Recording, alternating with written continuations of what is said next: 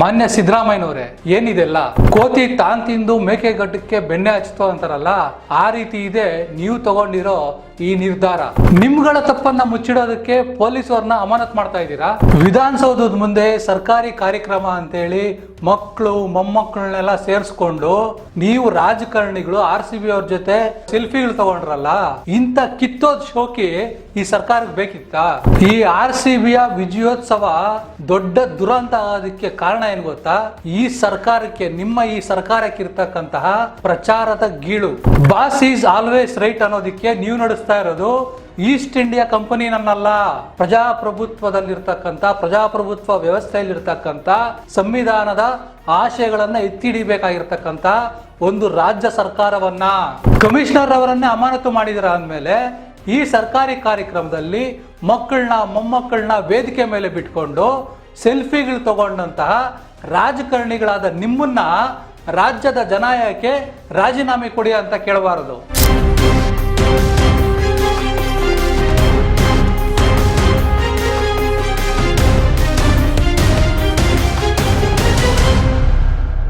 ಸ್ನೇಹಿತರೆ ನಮಸ್ಕಾರ, ಅನ್ವೇಷಣೆಗೆ ಸ್ವಾಗತ. ನಾನು ನಿಮ್ಮ ಜನಾರ್ದನ್ ಮುದುವತ್ತಿ. CM ಸಿದ್ದರಾಮಯ್ಯನವರು ಮುಲಾಜಿಲ್ದೆ 5 ಜನ ಅಧಿಕಾರಿಗಳನ್ನ ಸಸ್ಪೆಂಡ್ ಮಾಡಿದ್ದಾರೆ. ಸಾಲದಕ್ಕೆ RCB ಮ್ಯಾನೇಜರ್ನ ಕೂಡಲೇ ಅರೆಸ್ಟ್ ಮಾಡಬೇಕು ಅಂತ ವಾರ್ನಿಂಗ್ ಕೂಡ ಕೊಟ್ಬಿಟ್ಟಿದ್ದಾರೆ. ಇನ್ನೊಂದು ಹೆಜ್ಜೆ ಮುಂದೆ ಹೋಗಿ RCB ಹಾಗೂ KSCA ಅಂದ್ರೆ ಕರ್ನಾಟಕ ಸ್ಟೇಟ್ ಕ್ರಿಕೆಟ್ ಅಕಾಡೆಮಿ ಮೇಲೆ ಕೂಡ FIR ದಾಖಲಾಗಿದೆ. ಸೊ ಇಷ್ಟೆಲ್ಲ ಮಾಡಿರೋದಕ್ಕೆ ಕಾರಣ ಏನು ಅಂದ್ರೆ, ಎಲ್ರಿಗೂ ಗೊತ್ತಿದೆ, RCB ವಿಜಯೋತ್ಸವದ ಸಂದರ್ಭದಲ್ಲಿ ನಡೆದಂತಹ ದುರಂತ. ಸ್ನೇಹಿತರೆ, ಈ ಸರ್ಕಾರ ವಿಧಾನಸೌಧದ ಮುಂದ್ಗಡೆ ದೊಡ್ಡ ಸ್ಟೇಜ್ ಹಾಕಿ RCB ತಂಡವನ್ನ ಸನ್ಮಾನ ಮಾಡಬೇಕು ಅಂತ ಅಲ್ಲಿ ತಮ್ಮ ಮಕ್ಕಳನ್ನ ಮೊಮ್ಮಕ್ಕಳನ್ನ ಕರ್ಕೊಂಡ್ಬಂದು ಅಲ್ಲಿ ಸೆಲ್ಫಿಗಳು ತಗೊಂಡು ಸರ್ಕಾರಿ ಕಾರ್ಯಕ್ರಮದ ಪ್ರೋಟೋಕಾಲ್ ಅನ್ನೇ ಮುರಿದ್ರು, ಅದನ್ನ ಉಲ್ಲಂಘನೆ ಮಾಡಿದ್ರು. ಸೊ ಹೀಗೆ ಪ್ರೋಟೋಕಾಲ್ ಉಲ್ಲಂಘನೆ ಮಾಡಿರ್ತಕ್ಕಂಥ ಈ ರಾಜಕಾರಣಿಗಳ ವಿರುದ್ಧ ಯಾಕೆ ಶಿಸ್ತಿನ ಕ್ರಮವನ್ನ ನ್ಯಾಯಾಲಯ ತಗೋಬಾರ್ದು? ರಾಜ್ಯದ ಜನ ಯಾಕೆ ಇವ್ರಿಗೆ ನೀವು ಕೂಡ ರಾಜೀನಾಮೆ ಕೊಡಿ ಅಂತ ಕೇಳಬಾರ್ದು? ಕೇವಲ ಇಷ್ಟು ಮಾತ್ರವಲ್ಲ, ಈ ಒಂದು ದುರಂತದ ಬಗ್ಗೆ ಇನ್ನೊಂದಷ್ಟು ಗಂಭೀರ ವಿಚಾರಗಳನ್ನು ಕೂಡ ಇವತ್ತು ನಾನು ನಿಮ್ಮ ಮುಂದೆ ಇಡ್ತಾ ಇದ್ದೀನಿ. ರಾಜ್ಯದ ಜನ ನಡೆದಿರೋ ದುರಂತಕ್ಕೆ ಸರ್ಕಾರನೇ ನೇರ ಹೊಣೆ ಅಂತ ಹೇಳ್ತಾ ಇದೆ. ಆದ್ರೆ ಸರ್ಕಾರ ಇದಕ್ಕೂ ನಮಗೆ ಸಂಬಂಧ ಇಲ್ಲ, ಇಲ್ಲಿ ವಿಧಾನಸೌಧ ಹತ್ರ ಆಗಿಲ್ಲ, ಸೊ ಸ್ಟೇಡಿಯಂ ಹತ್ರ ಆಗಿರೋದ್ರಿಂದ ಇದಕ್ಕೆ ಕರ್ನಾಟಕ ಸ್ಟೇಟ್ ಕ್ರಿಕೆಟ್ ಅಕಾಡೆಮಿ ಆಮೇಲೆ RCB ಮ್ಯಾನೇಜ್ಮೆಂಟ್ ಹೊಣೆ ಆಗುತ್ತೆ, ಅವ್ರು ಇದನ್ನ ಸರಿಯಾದ ರೀತಿ ಪ್ಲಾನ್ ಮಾಡಲಿಲ್ಲ ಅಂತೇಳಿ ಅವ್ರ ತಲೆಗೆ ಕಟ್ತಾ ಇದ್ದಾರೆ. ಇಲ್ಲಿ ಇರೋ ಪ್ರಶ್ನೆ ಏನಪ್ಪಾ ಅಂತ ಹೇಳಿದ್ರೆ, ಸ್ಟೇಡಿಯಂ ಒಳಗಡೆ ವಿಜಯೋತ್ಸವ ಮಾಡ್ತೀವಿ ಅಂತ ಹೇಳಿದಾಗ ಅಥವಾ ಸಂಬಂಧಪಟ್ಟಂತೆ ಸರ್ಕಾರದ ಅಧಿಕಾರಿಗಳ ಹತ್ರ ಅನುಮತಿ ಅಂತ ಬಂದಾಗ ಈ ಅಧಿಕಾರಿಗಳಾಗ್ಲಿ ಅಥವಾ ಈ ರಾಜಕಾರಣಿಗಳಾಗ್ಲಿ ಅದಕ್ಕೆ ಸಂಬಂಧಪಟ್ಟ ವ್ಯಕ್ತಿಗಳಾಗ್ಲಿ ಕಡಲೆಪುರಿ ತಿಂತಾ ಇದ್ರ? ರಾಜ್ಯದಲ್ಲಿ RCB ಫ್ಯಾನ್ಗಳ ಅಬ್ಬರ ಯಾವ ರೀತಿ ಇದೆ ಅನ್ನೋದ್ರ ಬಗ್ಗೆ ಈ ಸರ್ಕಾರಕ್ಕೆ ಕಿಂಚಿತ್ತು ಮಾಹಿತಿ ಇರ್ಲಿಲ್ವಾ ಅಥವಾ ಗೊತ್ತೇ ಇರ್ಲಿಲ್ವಾ? ಇನ್ನು RCB ಕೊನೆ ಫೈನಲ್ ಪಂದ್ಯದಲ್ಲಿ ಗೆದ್ದ ದಿನ ರಾತ್ರಿ ಕೂಡ ಬೆಳಗಿನ ಜಾವ 4 ಗಂಟೆವರೆಗೂ ಬೆಂಗಳೂರಿನ ನಾನಾ ಕಡೆ ಪೊಲೀಸರು ಈ ಅಭಿಮಾನಿಗಳನ್ನ ಕಂಟ್ರೋಲ್ ಮಾಡೋಕೆ, ಮನೆಗೆ ಕಳ್ಸೋಕೆ ತುಂಬಾನೇ ಕಷ್ಟಪಟ್ಟಿದ್ದಾರೆ. ಆ ಒಂದು ಅರಿವು ಈ ಸರ್ಕಾರಕ್ಕೆ ಇರ್ಲಿಲ್ವಾ? ಇನ್ನು ನೀವು ಮಾಡಿದ ಕಾರ್ಯಕ್ರಮದಿಂದ, ಈ ಕಾರ್ಯಕ್ರಮಕ್ಕೆ ನೀವು ಕೊಟ್ಟಂತಹ ಆಹ್ವಾನದಿಂದ RCB ಫ್ಯಾನ್ಸು ಸಾಗರದಂತೆ ಬಂದು ಸೇರಿದ್ರು. ಅದರ ಪರಿಣಾಮ ಇಡೀ ವಿಧಾನಸೌಧದ ಮುಂಭಾಗದಲ್ಲಿ ಸರ್ಕಾರಿ ಆಸ್ತಿ ಪಾಸ್ತಿಗಳೇನಿದಾವೆ ಅವೆಲ್ಲ ಕೂಡ ನಷ್ಟ ಆಗಿದೆ. ಇನ್ನು ಈ ರೀತಿ ನಾಶವಾಗಿರೋದನ್ನ ಸರಿಪಡಿಸೋದಿಕ್ಕೆ ನೀವು ಮತ್ತೆ ಸರ್ಕಾರದ ಬೊಕ್ಕಸಕ್ಕೆ ಕೈ ಹಾಕಬೇಡಿ. ಇದು ರಾಜಕಾರಣಿಗಳಾದ ನೀವು, CM ಇರ್ಬೋದು, DCM ಇರ್ಬೋದು, ಗೃಹ ಮಂತ್ರಿಗಳಿರ್ಬೋದು, ಅಲ್ಲಿ ಯಾರ್ಯಾರು ರಾಜಕಾರಣಿಗಳು ಸೇರಿದ್ರೋ ಇದು ನೀವು ಮಾಡಿರೋ ಎಡವಟ್ಟಿನಿಂದ ಆಗಿರ್ತಕ್ಕಂಥ ನಷ್ಟ. ಸೊ ನೀವು ಇದನ್ನ ನಿಮ್ಮ ಜೋಬುಗಳಿಂದನೇ ತುಂಬಿಸ್ಬೇಕು, ನಿಮ್ಮ ಸಂಬಳಗಳಲ್ಲಿ ಕಟ್ ಮಾಡ್ಬೇಕು ಈ ದುಡ್ಡನ್ನ, ಅವಾಗ ನಿಮ್ಮಂತವ್ರಿಗೆ ಬುದ್ಧಿ ಬರುತ್ತೆ. ಸೊ ಈ ನಷ್ಟನ ನೀವೇ ತುಂಬಿಸ್ಬೇಕು ಅಂತ ಯಾಕೆ ಹೇಳ್ತಾ ಇದೀವಿ ಗೊತ್ತಾ? ಆ ಸ್ಟೇಜು ಕೇವಲ ಸರ್ಕಾರಿ ಕಾರ್ಯಕ್ರಮ ಆಗಿದ್ದಿದ್ರೆ ನಾವು ಆ ಮಾತು ಹೇಳ್ತಾ ಇರ್ಲಿಲ್ಲ. ಸರ್ಕಾರಿ ಕಾರ್ಯಕ್ರಮವೊಂದನ್ನ ನೀವು ನಿಮ್ಮ ಮಕ್ಕಳನ್ನ ಮೊಮ್ಮಕ್ಕಳನ್ನ ಕರ್ಕೊಂಬಂದು, ನಿಮ್ಮ ಫ್ಯಾಮಿಲಿಗಳವ್ರನ್ನ ಕರ್ಕೊಂಬಂದು ಕುಟುಂಬದ ಕಾರ್ಯಕ್ರಮ ಮಾಡ್ಕೊಂಡ್ರಲ್ಲ, ಇದಕ್ಕೆ ಅಲ್ಲಾಗಿರೋ ನಷ್ಟಕ್ಕೆ ನೀವೇ ಪರಿಹಾರ ತುಂಬಬೇಕು, ನಿಮ್ಮ ಜೋಬುಗಳಿಂದನೇ ಕಟ್ಟಾಗಬೇಕು, ನಿಮ್ಮ ಸಂಬಳಗಳಲ್ಲಿ ಕಟ್ಟಾಗಬೇಕು ಆ ನಷ್ಟ. ಇನ್ನ ಫೈನಲ್ ಮ್ಯಾಚ್ ಗೆದ್ದ ದಿನ ರಾತ್ರಿ ತಡರಾತ್ರಿ 4 ಗಂಟೆವರೆಗೂ ಬೆಂಗಳೂರಲ್ಲಿ RCB ಅಭಿಮಾನಿಗಳು ದೊಡ್ಡ ಮಟ್ಟಕ್ಕೆ ಸಂಭ್ರಮಾಚರಣೆ ಮಾಡಿದ್ದಾರೆ. ಅವರನ್ನು ನಿಭಾಯಿಸೋದಕ್ಕೆ ಪೊಲೀಸರು ಹರಸಾಹಸ ಮಾಡಿದ್ದಾರೆ. ಕೇವಲ ಬೆಂಗಳೂರಲ್ಲ, ಇಡೀ ರಾಜ್ಯದ ಪೂರ್ತಿ RCB ಅಭಿಮಾನಿಗಳು ಹಲವಾರು ರೀತಿ ಬೇರೆ ಬೇರೆ ಕಡೆ ಸಂಭ್ರಮಾಚರಣೆ ಮಾಡಿದ್ದಾರೆ. ಇನ್ನು ಕೋಲಾರದ ಒಂದು ಹಳ್ಳಿಯಲ್ಲಿ ಕುರಿನ ಬಲಿ ಕೊಟ್ಟು RCB ಫ್ಯಾನ್ಗಳು ಈ ಒಂದು ಸಂಭ್ರಮಾಚರಣೆ ಮಾಡಿದ್ದಾರೆ. ಇಷ್ಟರ ಮಟ್ಟಕ್ಕೆ RCB ಫ್ಯಾನ್ಗಳ ಹುಚ್ಚಾಟ ಇದೆ ಅಂತ ಈ ಸರ್ಕಾರಕ್ಕೆ ಗೊತ್ತಿದ್ರು ಕೂಡ ನೀವು ಅದ್ಯಾವ ರೀತಿ ಇವ್ರನ್ನೆಲ್ಲ ಆಹ್ವಾನ ಕೊಟ್ರಿ ಕಾರ್ಯಕ್ರಮಕ್ಕೆ? ನಿಮಗೆ ಇದ್ರ ಬಗ್ಗೆ ಅರಿವಿರ್ಲಿಲ್ವಾ? ಯಾಕೆ ಇಂತಹ ದೊಡ್ಡ ಎಡವಟ್ಟನ್ನ ಈ ಸರ್ಕಾರ ಮಾಡ್ಕೊಳ್ತು? ಇದು ಸದ್ಯ ಎದ್ದಿರ್ತಕ್ಕಂಥ ಪ್ರಶ್ನೆಗಳು. ಇನ್ನು RCB management Karnataka state cricket academy ಕೂಡ ಬೆಂಗಳೂರಿನಲ್ಲಿ ತೆರೆದ ವಾಹನದಲ್ಲಿ RCB ಆಟಗಾರರನ್ನ ಮೆರವಣಿಗೆ ಮಾಡಬೇಕು ಅಂತ ಅನುಮತಿ ಕೇಳಿದಾಗ ಆ ಅನುಮತಿ ಕೊಡೋಕ್ಕಾಗಲ್ಲ ಅಂತ ಹೇಳಿದ್ರು. ಸರಿ, ಒಳ್ಳೇದಾಯ್ತು. ಇನ್ನು ಸ್ಟೇಡಿಯಂನಲ್ಲಿ ಮರುದಿನಾನೇ ನಾವು ಸೆಲೆಬ್ರೇಷನ್ ಇಟ್ಕೊಂತೀವಿ ಅಂದಾಗ ಒಂದೆರಡು ದಿವಸ ವೆಯ್ಟ್ ಮಾಡಿ ಅಂತ ಹೇಳೋದಕ್ಕೆ ಈ ಸರ್ಕಾರಕ್ಕಾಗ್ಲಿ ಅಧಿಕಾರಿಗಳಿಗಾಗ್ಲಿ ಏನ್ ದಾಡಿ ಬಂದಿತ್ತು? ಕೇವಲ ಸ್ಟೇಡಿಯಂನಲ್ಲಿ ಸೆಲೆಬ್ರೇಷನ್ ಮಾತ್ರ ಅನುಮತಿ ಕೊಡಲಾಗಿತ್ತು. ಆದ್ರೆ ಸ್ಟೇಡಿಯಂಗೆ ಬರುವ ಜನರ ಬಗ್ಗೆ ಮಾತ್ರ ಈ ಒಂದು ಸೆಲೆಬ್ರೇಷನ್ ಆಯೋಜಕರು ಕ್ಷಣ ಮಾತ್ರ ಕೂಡ ಆಲೋಚನೆ ಮಾಡಲಿಲ್ಲ. ಯಾಕೆ? ಇನ್ನು ಜೂನ್ 4ನೇ ತಾರೀಕು ಸಂಜೆ 5 ಗಂಟೆಗೆ ಸ್ಟೇಡಿಯಂನಲ್ಲಿ ಸೆಲೆಬ್ರೇಷನ್ ನಡೆಯುತ್ತೆ ಅಂತ RCBನೇ ಟ್ವೀಟ್ ಮಾಡಿತ್ತು. ಅಲ್ಲದೆ ಆ ಒಂದು ಕಾರ್ಯಕ್ರಮಕ್ಕೆ ಪ್ರೀ ಪಾಸ್ ಸಿಗುತ್ತೆ, ಅದನ್ನ ಆನ್ಲೈನ್ ನಲ್ಲಿ ಬುಕ್ ಮಾಡ್ಕೋಬೇಕು ಅಂತ ಇವರು ಪೋಸ್ಟ್ ಮಾಡಿರೋದು ಯಾವಾಗ ಗೊತ್ತಾ? ಮಧ್ಯಾಹ್ನ 3:14 ಕಾರ್ಯಕ್ರಮ ಪ್ರಾರಂಭ ಆಗುವ, ಅಂದ್ರೆ ಸೆಲೆಬ್ರೇಷನ್ ಕಾರ್ಯಕ್ರಮ ಪ್ರಾರಂಭ ಆಗೋಕ್ಕೂ 2 ಅವರ್ ಮುಂದೆ ಪ್ರೀ ಪಾಸ್ ಕೊಡ್ತೀವಿ ಅಂತೇಳಿ RCB ಅವರು ಟ್ವಿಟರ್ ಅಲ್ಲಿ ಹಾಕಿದ್ದಾರೆ. ಇನ್ನೊಂದು ಕಡೆ CM ಸಾಹೇಬರು ಕೂಡ ವಿಧಾನಸೌಧ ಹತ್ರ RCB ತಂಡವನ್ನು ನಾವು ಸನ್ಮಾನ ಮಾಡ್ತೀವಿ, ಅಭಿಮಾನಿಗಳು ಕೂಡ ಇದರಲ್ಲಿ ಬಂದು ಭಾಗಿಯಾಗಬೇಕು ಅಂತ ಅವರು ಟ್ವೀಟ್ ಮಾಡಿದ್ದಾರೆ.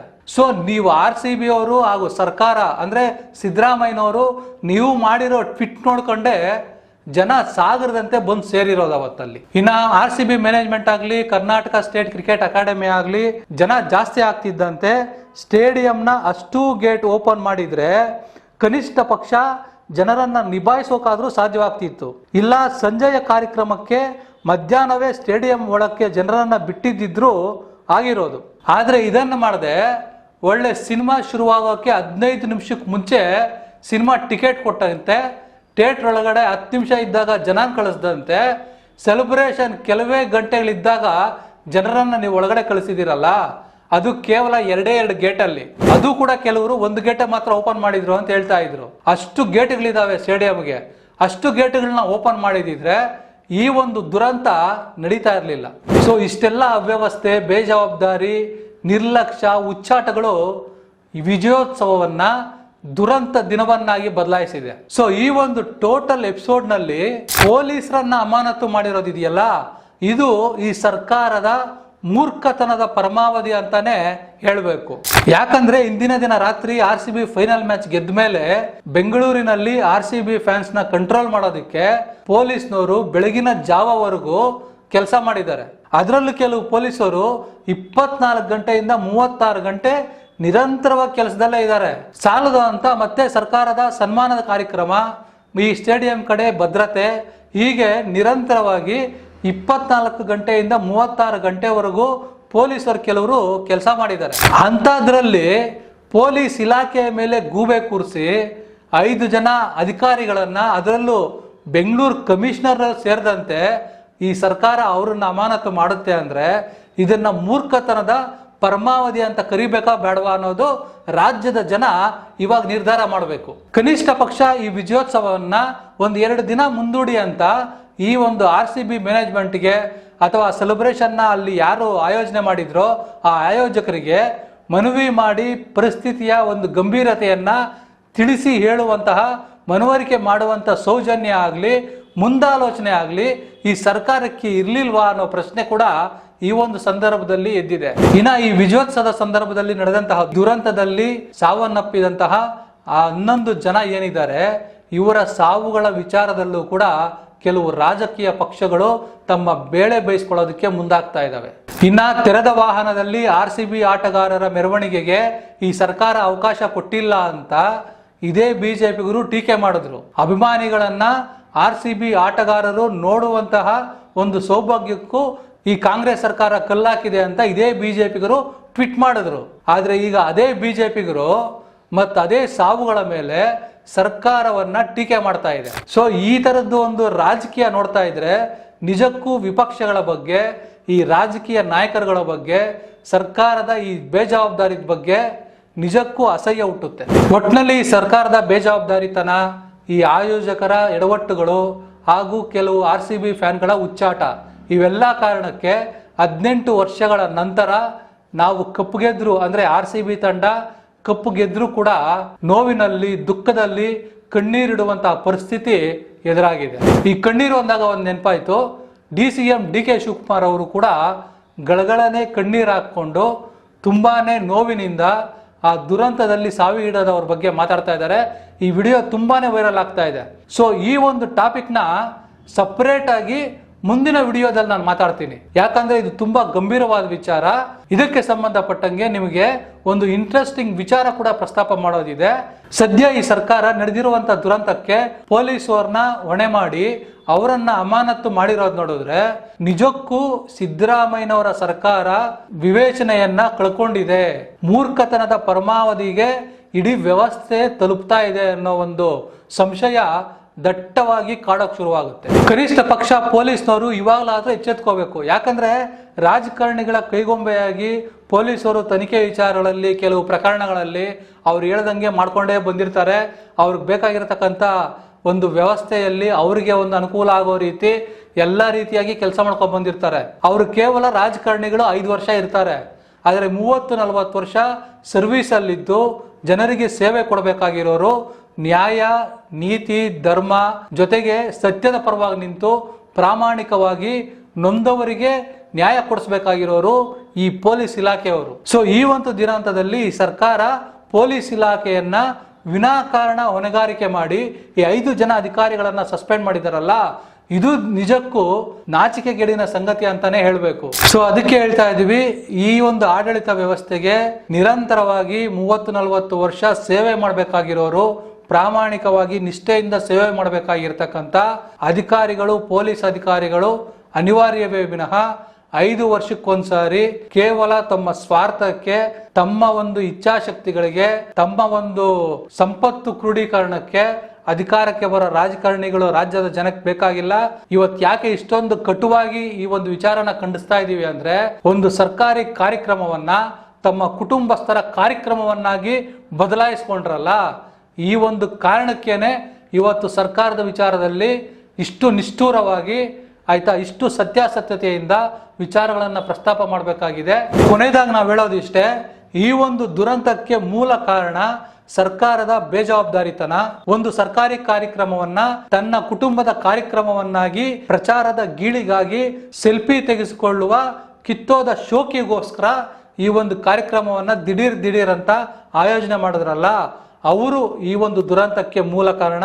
ಸೊ ಈ ಒಂದು ದುರಂತಕ್ಕೆ ಮತ್ತೊಂದು ಕಾರಣ ಅಂದ್ರೆ, ಯಾವುದೇ ರೀತಿಯಾದಂತಹ ಪ್ಲಾನಿಂಗ್ ಇಲ್ದೇನೆ ದಿಢೀರ್ ಅಂತೇಳಿ ಸಂಜೆ 5 ಗಂಟೆಗೆ ಸೆಲೆಬ್ರೇಷನ್ ಅಂತ ಯಾರು ಆಯೋಜಕರು ಇದನ್ನ ಪ್ಲಾನ್ ಮಾಡಿದ್ರು, ಅವರು ಇದರ ಜೊತೆಗೆ ಅತಿಯಾದರೆ ಅಮೃತವು ವಿಷ ಅಂತಾರಲ್ಲ, ಆ ರೀತಿ ಒಂದು ಅಭಿಮಾನ ಎಷ್ಟರ ಮಟ್ಟಿಗೆ ಇರಬೇಕೋ ಅದನ್ನ ಮೀರಿ ಹುಚ್ಚಾಟವನ್ನ ಪ್ರದರ್ಶನ ಮಾಡಿರ್ತಕ್ಕಂತಹ ಕೆಲವು RCB ಫ್ಯಾನ್ಗಳು. ಸೊ ಇವರೆಲ್ಲರ ಕಾರಣಕ್ಕೆ ಆಗಿರೋ ದುರಂತಕ್ಕೆ ಹೊಣೆ ಇವಾಗ ಪೊಲೀಸ್ ಅಧಿಕಾರಿಗಳು ಸಸ್ಪೆಂಡ್ ಆಗಿದ್ದಾರೆ. ಪಾಪ ಅವ್ರು ಏನು ಮಾಡಿದ್ರು? ಇದೇ ಕಾರಣಕ್ಕೆ ಇವತ್ತು ಇಷ್ಟು ನಿಷ್ಠೂರವಾಗಿ ಹೇಳ್ತಾ ಇದೀವಿ, ಸರ್ಕಾರಿ ಕಾರ್ಯಕ್ರಮವನ್ನ ಕುಟುಂಬದ ಕಾರ್ಯಕ್ರಮವಾಗಿ ನಿಮ್ಮ ಮಕ್ಕಳು ಮೊಮ್ಮಕ್ಕಳನ್ನ ಕರ್ಕೊಂಬಂದು ಸೆಲ್ಫಿಗಳಿಗೋಸ್ಕರ ನಿಂತ್ಕೊಂಡಿದ್ರಲ್ಲ ವೇದಿಕೆ ಮೇಲೆ, ನಿಮ್ಮೆಲ್ರಿಗೂ ಕೂಡ ಅಂತಃಕರಣ ಶುದ್ಧಿ ಇದ್ರೆ ಮೊದಲು ನಿಮ್ಮ ಪದವಿಗಳಿಗೆ ರಾಜೀನಾಮೆ ಕೊಟ್ಟು ಹೋಗಿ.